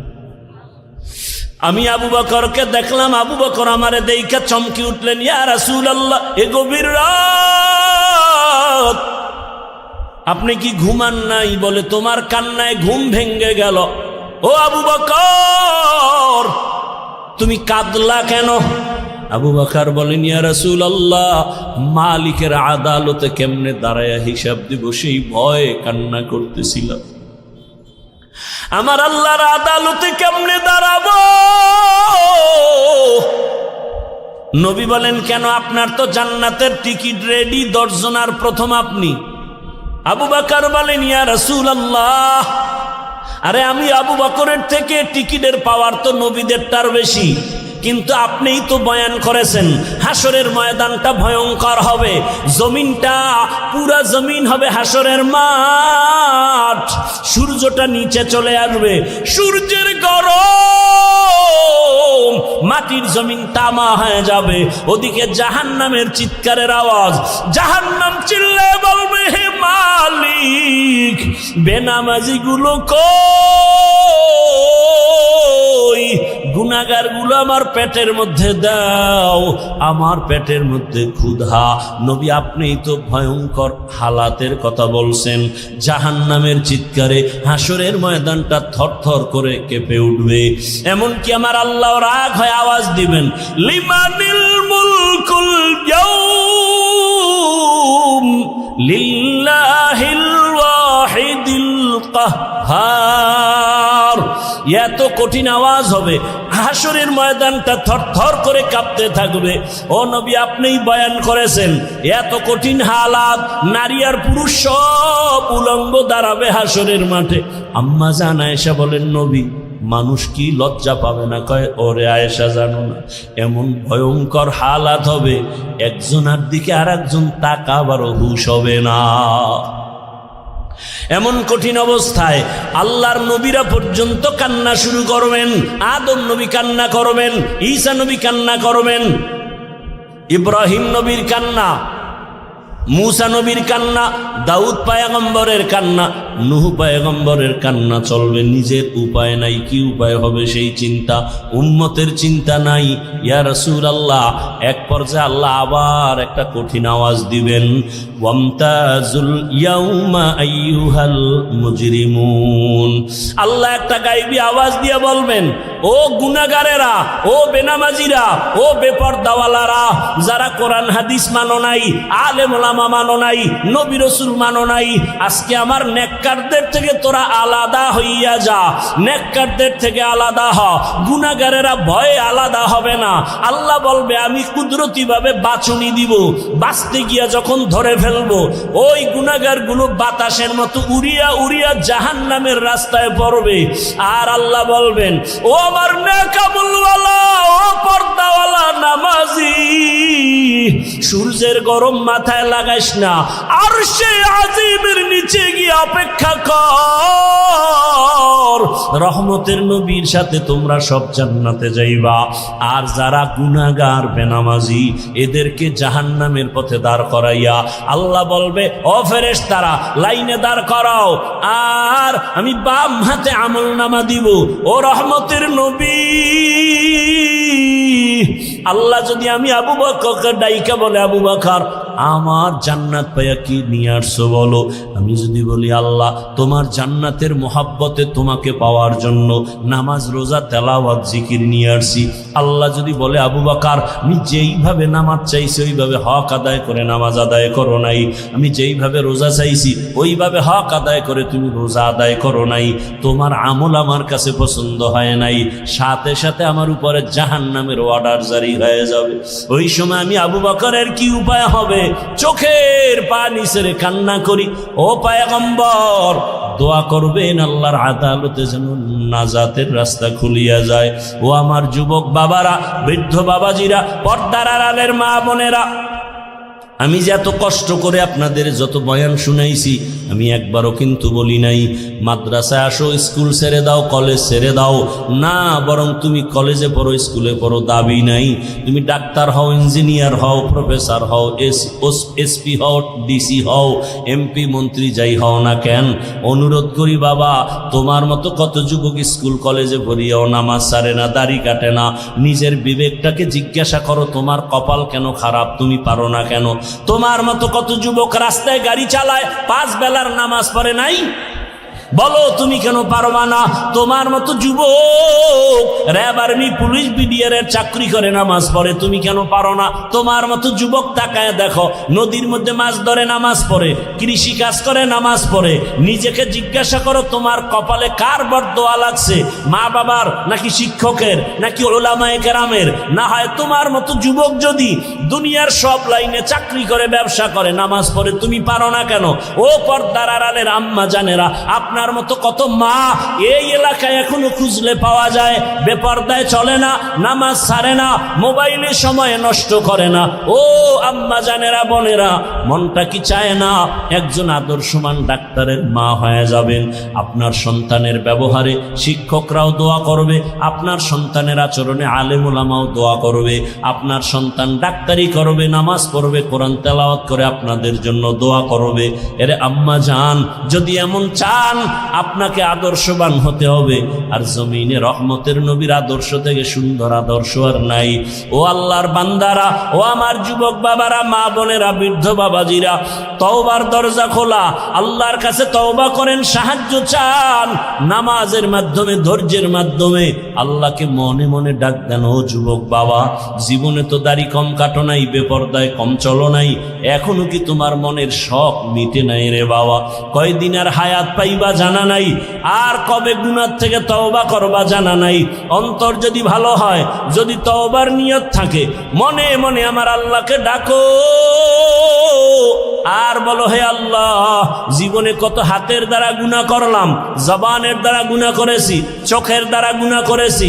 ও আল্লাহ, আমার মতো যুবক জেনারেল লাইনে থাকিয়া যদি নামাজ পড়ে, আমি কেন পারবো না? আল্লাহ তুমি বুঝি বেজার হয়ে গেছো, আজকে থেকে তওবা করতেছি, মরিয়া গেল আর নামাজ ছাড়বো না, দাড়ি কাটবো না, বেপরদায় চলবো না, মা বাবার দোয়া নিয়া, শিক্ষকের দোয়া নিয়া, ওলামায়ে কেরামের পরামর্শ নিয়া, রসুলের আদর্শ মেনে চলবো। আর আলেমদের মোহাব্বত অন্তরে নেও, কারণ এই ওলামায়ে কেরাম তোমার জন্য চোখের পানি ছেড়ে আল্লাহর কাছে দোয়া করে, গোটা উম্মতের হেদায়াতের জন্য দোয়া করে। আরে এত কষ্ট করে লেখাপড়া করে এই মাদ্রাসার সন্তানগুলো, খোঁজ নিয়ে দেখবা রাতের বেলা ঘুমায় না, ভোর রাতে উঠিয়া মাওলার কোরআন তেলাওয়াত করে, নামাজ পড়ে, দোয়া করে। এলাকায় শান্তি দাও, অসুস্থ রুগীদের সুস্থ বানাও। ওই ওলামায়ে কেরামের দোয়া নিয়ে চলিও রে যুবক। আর ওলামায়ে কেরাম যেখানে তৈরি হয় ওদিকে তোমার অন্তরটা নরম রাখিয়া পারলে সহযোগিতা করিও। আর আল্লাহকে বলিও, আল্লাহ আলেম হইতে পারি নাই, একজন আলেমের সহযোগী হতে চাই, একটু সহযোগিতাও করিও। আল্লাহর মোহাব্বতে কোরআনওয়ালাদের সহযোগিতা করা, জীবন তোমার দুনিয়াতেও কামিয়াব হবে, পরকালেও কামিয়াব হবে। খবরদার এমন অন্তর যেন না হয় যে কোরআনওয়ালাও হতে পারলা না, কোরআনওয়ালাদের খেদমতেও তুমি আসতে পারলা না, এমন বদনসিব যেন তোমার না হয়। ওয়ালানাবলুওয়ান্নাকুম বিশাইইম মিনাল খাউফি ওয়াল জুই ওয়া নাকসিম মিনাল আমওয়ালি ওয়াল আনফুসি ওয়াস সামারাত وبشر الصابرين।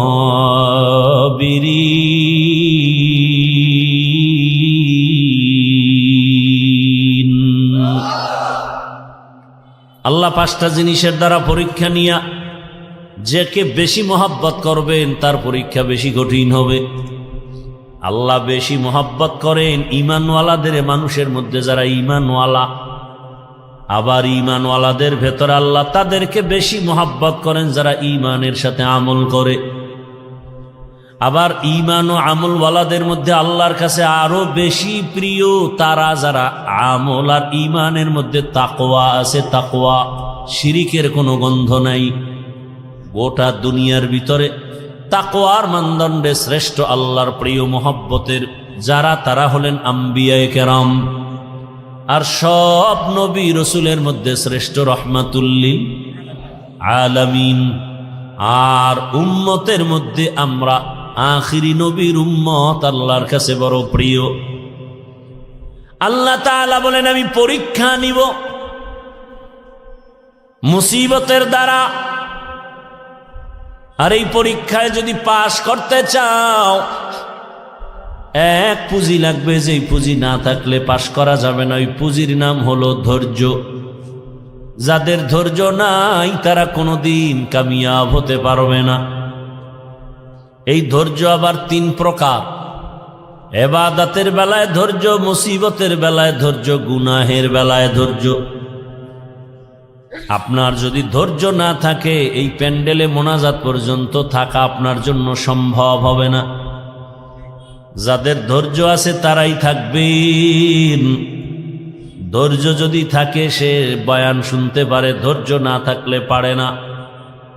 ইবাদতের বেলায় ধৈর্য, মুসিবতের বেলায় ধৈর্য, গুনাহের বেলায় ধৈর্য। এই ধৈর্য বড় দামি এক সম্পদ। স্বামী আর স্ত্রী বড় ভালোবাসার জিন্দেগি পরিচালনা করতেছে। একদিন স্ত্রী স্বামীকে জিজ্ঞাসা করে, ও স্বামী, তুমি আমাকে কেমন মোহাব্বত করো, ভালোবাসো? বলে সীমাহীন। বলে কেমন? কয় তুমি আমার জীবন, আমি তোমার জন্য যা চাও তাই দিব। খেয়াল করতেছেন?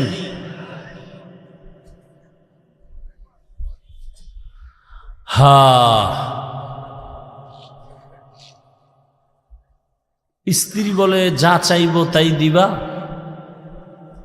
বলে হ্যাঁ তাই দিব। স্ত্রীও একেবারে সাধারণ মানুষ না, খুব ধর্মের জ্ঞান ট্যান আছে, ধৈর্য আছে। বারবার স্বামীকে বলে যা চাইব দিবা? দিব, চাওয়া মাত্র দিব। বলে বুঝা খাও? হ্যাঁ বুঝা কইছি। ওয়াদা? বলে ওয়াদা। স্ত্রী পরীক্ষামূলক বলে আমাকে 3 তালাক দিয়া দাও। স্বামীর মাথা ঠিক আছে নি? গরম হয়ে গেছে, বললা কি কই না ওয়াদা করলা, যা চাইবো তাই দিবা, দাও, তালাক দাও। স্ত্রীর কথা শুই না স্বামী বলে, কল্লা যেতে পারে, তালাক তোমাকে দিব না, কারণ তোমার মতো একটা আবেদা স্ত্রী পেয়ে আমার জীবন বড় ধন্য।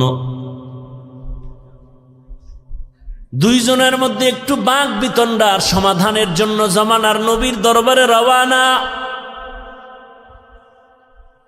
হঠাৎ রাস্তার মাঝে গিয়া স্বামী বেচারা পড়ে গিয়া পাটা ভেঙে গেছে, চিৎকার দেয় বাঁচাও। স্ত্রী হাত ধরে বলে এত কাঁদো কেন? বলে পা ভেঙে গেল। এবার আল্লাহর বান্দি বলে নবীজির দরবারে যাওয়ার প্রয়োজন নাই, চলো আমরা উল্টা বাড়ির পথে চলো। বাড়ির মধ্যে যাইয়া স্ত্রী ডাক দিয়া বলে স্বামী আমারে দয়া করে মাফ করে দেও, আমার কথা আমি উড্ড করে নিলাম, তালাক চাই না। স্বামী ডাক দিয়া কয় বিবি আমার, নুজহাতুল মাজালিস নামক কিতাবে ধৈর্যের বয়ানের মধ্যে ঘটনাটা পাওয়া গেছে। ও বিবি, তালাক চাইলা কেন? আবার তুমি তালাক ফিরাইয়া নিলা কেন? তোমার কথা। বলে শোনো স্বামী, তুমি রসুলের হাদিস কি শুনো নাই? রহমতের নবী বলছেন আল্লাহ যাকে বেশি ভালোবাসবেন মুসিবত দিয়া পরীক্ষা নিবেন। আমি তোমার ঘরে যত বছর সংসার করেছি একটা মুসিবত তোমার ঘরের মধ্যে আমি দেখি নাই। কোনোদিন তুমি মুসিবতে পড়ে আহ শব্দ বলো নাই।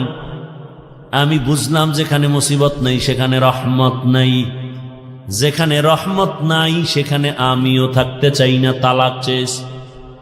হঠাৎ রাস্তার মাঝে গিয়ে তুমি পড়ে গেছো, তোমার পা ভেঙ্গে তুমি চোখের পানি ছেড়ে কান্না করেছ। মুসিবত, আমি বুঝতে পেরেছি রহমত নাজিল হয়েছে। মুসিবত আসছে, যেখানে মুসিবত আছে সেখানে রহমত আছে, আর যেখানে রহমত আছে আমিও সেখানে আছি। या इलाही मुझसे मुझको दूर कर, ताकि देखो मुझ में तुझको एक नजर। या इलाही तू मेरा माबूद है, या इलाही तू मेरा माशूक है। আল্লাহ যাকে বেশি ভালোবাসবেন তাকে মুসিবত দিয়া পরীক্ষা নিবেন। অন্য হাদিসের মধ্যে নবী বলেন আদ-দুনিয়া সিজনুল মুমিন ওয়া জান্নাতুল কাফির। দুনিয়াটা মুমিনের জন্য জেলখানা, বেঈমানের জন্য শান্তির জায়গা, বালাখানা। যত শান্তি দুনিয়ায় মুমিন কখনো শান্তি পাবে না, বেঈমান শান্তি পাবে দুনিয়ায়, মরার পরে অশান্তি শুরু হবে, শেষ হবে না। আর মুমিন কষ্ট করবে দুনিয়ায়, মরণ পরে এমন শান্তি শুরু হবে আর কোনোদিন শেষ হবে না। দুনিয়ায় শান্তি, পরকালে কষ্ট বেঈমানের জন্য। দুনিয়ায় কষ্ট, পরকালে শান্তি মুমিনের জন্য। তবে মুমিন যদি আল্লাহর উপরে ভরসা করে, যদি একটু আখেরাতের লাইনে আগাইতে থাকে, দুনিয়ায় বান্দা সম্মান পাবে, বোনাস। কি সমস্যা ভাইরা আমার? আল্লাহ যাকে বেশি মোহাব্বত করেন তাকে মুসিবত দিয়া পরীক্ষা নেন। এই রকম হাজার উদাহরণ যদি টানি সারা রাত চলে যাবে। আমার রহমতের নবী, যার কোনো গুনাহ নাই, সন্দেহ করলে ঈমান চলে যাবে। আল্লাহ যাকে স্পেশাল করে বানাইছেন, মুসা নবী আল্লাহর বন্ধু, ঈসা নবী আল্লাহর। এই উঠা বসা করেন কেন? এই না, উঠার ব্যারাম থাকলে ঢুকছেন কেন? বাহিরে দাঁড়ায় দাঁড়ায় বয়ান শুনতেন, বিড়িটাই না আবার আসতেন। এত বুঝানোর পরেও নিজেরও ক্ষতি করেন, উম্মতেরও ক্ষতি করবেন। আপনার দীর্ঘ টাইম বসার অভ্যাস না থাকলে আপনি কেন বসেন ভিতরে? আপনি বাহিরে চেয়ার দিয়ে বসে বসে বয়ান শুনেন। আমি তো শুরুতেই বলছি, আমি বয়ান তো ওই গতানুগতিক ওই বক্তা হিসাবে বয়ান করি না, কলিজার ভালোবাসা দিয়ে বয়ান করি। মুখস্থ বয়ান না, আল্লাহর উপরে ভরসা করে বলতেছি। কি বয়ান করব তা তো আমি রেডি করে আসি নাই। আউজুবিল্লাহ ঢুকছি, জেহেন ঘুরাইছি, কি আয়াতটা পড়ব। এই বছর এই আয়াত দিয়ে বয়ান শুরু করি না, আজকে পড়ে ফেললাম। আজকে এই আয়াতটা নতুন পড়লাম। অন্য বছর এই আয়াতের উপরে অনেক বয়ান করেছি। এরপরে আয়াতের উপরে কি বয়ান হবে তাও তো আমার জানা নেই। একের পর এক কথা আসতেছে আসতেছে আসতেছে। বক্তার এলেমের বাহাদুরিতে বয়ান হয় না, ভালো করে মনে রাখবেন। ছোট ছোট কিছু কথা বলি, মনে রাখবেন। বক্তার আমল আর এলেমের বাহাদুরিতে ওয়াজ হয় না। এর মূল চাবি আল্লাহর রহমত আর অন্তরে শ্রোতাদের অন্তরের ভালোবাসা, মোহব্বত। এই দুইটা এক থাকলে বয়ান হয়। আপনারা আমার বয়ান বের করার ফোকাস। এখন ওইটা বুঝাইতে গেলে আরো যাইবে 20 মিনিট। একজন উঠছে, দিছে ব্যাস লাগায়, আমার নজর তো চারোদিকে। কে হাত উঠায়, কে বসে, কে ঘাড় এদিক সেদিক করে, নজর তো দিক চলে যায়। পারি না, আমার এই অভ্যাসই নেই, করবো না বয়ান। আপনারা শুনতে চান না, আমার ঠেকাটা কি? হেদায়েতের মালিক তো কোনো বান্দার হাতে আল্লাহ চাবি দেন নাই, এত পেরেশানি কেন? বৈশেই তো সেই বয়ান করছে। রসুলের মতো ব্যক্তির বয়ানে আবু জাহিল্লা বাচ্চা যদি কালেমা না পড়ে, আমি কে? রসুলের বয়ান, যার চেহারা দেখলে গুনাহ মাফ, সেই রসুলকে টানা 13 বছর দেখার পরে যে বেঈমান কালেমা পড়ে না, আমি কে? আমি তো মানুষই না। বক্তা হয়েছি ঠিক, মাওলানা হয়েছি ঠিক, মানুষ হতে পারি নাই। মানুষ হওয়া ভিন্ন জিনিস। আর রহমান আল্লামাল কুরআন খলাকাল ইনসান, এই বয়ান যেখানে করেছি সেখানে বলেছি মানুষ কাকে বলে। আল্লাহ বলছেন মানুষ কারা? এই মানুষ আল্লাহর কাছে মানুষ না, আল্লাহর দরবারের মানুষগুলো আলাদা। কোন মানুষ? আল্লাহ বলে দিছেন আর রহমান আল্লামাল কুরআন খলাকাল ইনসান। বিস্তারিত এখানে আলোচনা। আল্লাহর কাছে কোন মানুষ জান্নাত পাবে? মাগরিবের পরে বয়ান করছি গোপালগঞ্জের একটা এলাকায়, ভরপুর মানুষ। সেখানে একটা হাদিস বলছি, যেহেতু কথা টানে চলে আসছে 1 মিনিটে শুধু একটু বলতেছি। আবু হুরায়রা রাদিয়াল্লাহু তাআলা আনহু থেকে একটি সহিহ হাদিস বর্ণিত। হাদিসের হাও জানে না, সহি সহিলা এলাফায়। রসুল কোনদিন বলে যান না এই হাদিস সহি, এটা সহি না। এটা বর্ণনাকারী মুহাদ্দিসিনে কেরাম তাদের মতামত। রসুল যদি একটা ছোট্ট বিন্দু কথা বলেন, সেটাও আমার কাছে 7 আসমান 7 জমিন থেকেও দামি। সেই ভালোবাসা থাকতে হবে রসুলের প্রতি। আবু হুরায়রা বলেন, কিয়ামতের দিন 3 জন ব্যক্তি সবার আগে জাহান্নামে ঢুকবে। সবার আগে 3 জন। 3 জন মানে 3 দল। কয় দল? কিন্তু ব্যক্তি হিসাবে উল্লেখ 3 জন। কেমন 3 জন? দুনিয়ার সব জ্ঞানীরা বলবে এরা 3 জন জান্নাত যাবে বিনা হিসাবে, কিন্তু আবু হুরায়রা বলেন রসুল বলেছেন 3 জন সবার আগে জাহান্নামে ঢুকবে। আবু হুরায়রা এই হাদিসটা বলতে গিয়া একজন সাহাবীকে শুনাইতে গিয়া 3 বার বেহুশ হয়ে গেছেন। কয়বার? 3 বার বেহুশ হয়ে গেছেন। সেই 3 ব্যক্তিকে দুনিয়ার জ্ঞানীরা বলে তারা বিনা হিসাবে জান্নাতি, আর আল্লাহ বলবে শিকল লাগায় জাহান্নামে ঢুকা। এর মধ্যে প্রথম ব্যক্তি যুদ্ধের ময়দানের গলা কাটা শহীদ, যে ইসলামের ময়দানে কাফেরের মোকাবেলায় যুদ্ধ করে শহীদ, আল্লাহ তাকে বলবে রে জাহান্নামে ঢুকা।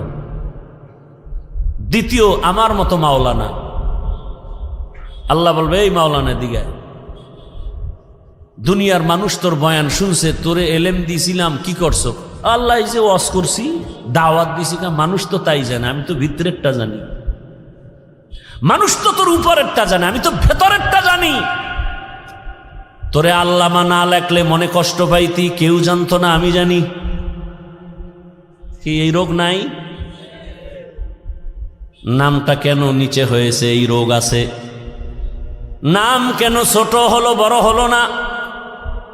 মনে তোর কষ্ট কেউ জানে না, আমি তোর অন্তরের খবর জানি। আরো কথা বলার সুযোগ নাই। আল্লাহ বলবে, এই জাহান্নামের ফেরেশতা ধর এই মাওলানারে, জাহান্নামের ভেতরে ঢুকা।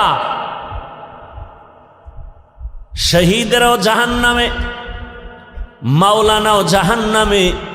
3 নাম্বার ব্যক্তি হবে যারা মাদ্রাসা মসজিদে দান সৎকা করে, কইবে দর। এই বহু ফকিন্নির মাঝে তোরে টাকাওয়ালা বানাইছি, করছো কি? আল্লাহ মাদ্রাসা মসজিদ কেন করছো? কয় দিনের জন্য। হ্যাঁ, মানুষ জানে দিনের জন্য, কিন্তু আমি ভিতরেরটা জানি। 50,000 টাকা দান কইরা চায়ের দোকানে চাপাবাজি করছো, পুরা মসজিদ তুই কইরা দিছ। তোর নামে আলহাজ না লাগাইলে মাথা গরম। দান করার পরে তোকে মারহাবা না বলার কারণে তোর মেজাজ গরম, পারো না টাকা ফিরাই নিয়ে যাও। জাহান্নামের ফেরেশতাই নাফরমানের ধর, জাহান্নামের শিকল লাগায় জাহান্নামে নাও। ও আমার প্রিয় বাবারা, যুবক, পর্দার আড়ালের মা বোনেরা, বৃদ্ধ বাবাজিরা, শহীদের হালাত যদি এমন হয়, মাওলানাদের হালাত যদি এমন হয়, মাদ্রাসা মসজিদ করনেওয়ালা দানবীরের হালাত যদি এমন হয়, একটু 1 মিনিট চিন্তা করেন আপনার আমার উপায় কি হবে। জিন্দেগি মে বন্দগি তু করনা হে, जिंदगी में बंदगी तू करना है, जिंदगी बे बंदगी शर्मिंदा है, जिंदगी बे बंदगी शर्मिंदा है। दुनिया में हो दुनिया का तलबगार न हो, बाजार से गुजर हो खरीदार न हो। ये दुनिया एक मिसले कागज फूल है, ये दुनिया एक मिसले कागज फूल है, जिंदगी में बंदगी तू करना है, जिंदगी बे बंदगी शर्मिंदा है, जिंदगी बे बंदगी शर्मिंदा है। जिंदगी में बंदगी कुन बंदगी, बंदगी बे जिंदगी शर्मिंदगी। ভাইরা আমার, বলার সময় কই আল্লাহ তাআলা বলেন, আমি চাই না আমার আদরের কোনো বান্দা বান্দি জাহান্নামে যাবে। আল্লাহ কখনোই চান না কেউ জাহান্নামে যাবে। আল্লাহ চান না হিন্দুরা জাহান্নামে যাক, খ্রিস্টানেরা জাহান্নামে যাক, ইহুদিরা জাহান্নামে যাক। আল্লাহ মোটেই চান না। বলে তার প্রমাণ, আল্লাহ বলেন আমি সব সময় তওবার দরজা খুলে রাখছি। আয় কুল ইয়া ইবাদিয়াল্লাযীনা আসরাফু আলা আনফুসিহিম লা তাকনাতু মির রাহমাতিল্লাহ ইন্নাল্লাহা ইয়াগফিরুয যুনুবা জামিআ ইন্নাহু হুয়াল গফুরুর রাহিম।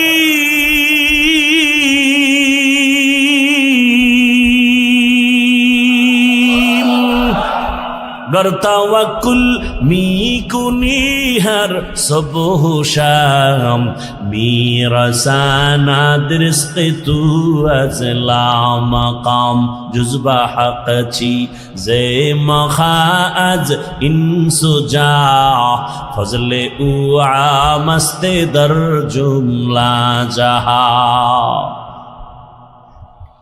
আল্লাহ বলেন, ও আমার প্রিয় বান্দা বান্দিরা, আয় আমার দরজা খোলা, কি পরিমাণ গুনাহ করেছো। বান্দা বলে 40 বছরের গুনাহ তো বিশাল, হিমালয় পাহাড়ও ছাড়ায় গেছে আমার গুনার এত বড় স্তূপ। আল্লাহ কয়, তুই যদি আসমান বরাবর গুনাহ করে ফেলো, বিশাল বড় লবণের পাহাড়, কিসের পাহাড়? লবণের বিশাল বিশাল বড় পাহাড়, যত বড় বড় লবণের পাহাড়, একটু যদি সমুদ্রের পানি ধাক্কা লাগায় লবণের পাহাড় বিলীন হতে কয় হাজার বছর লাগবে? বলছি না সত্য কথা, জবাব দিয়েন ভালো করে।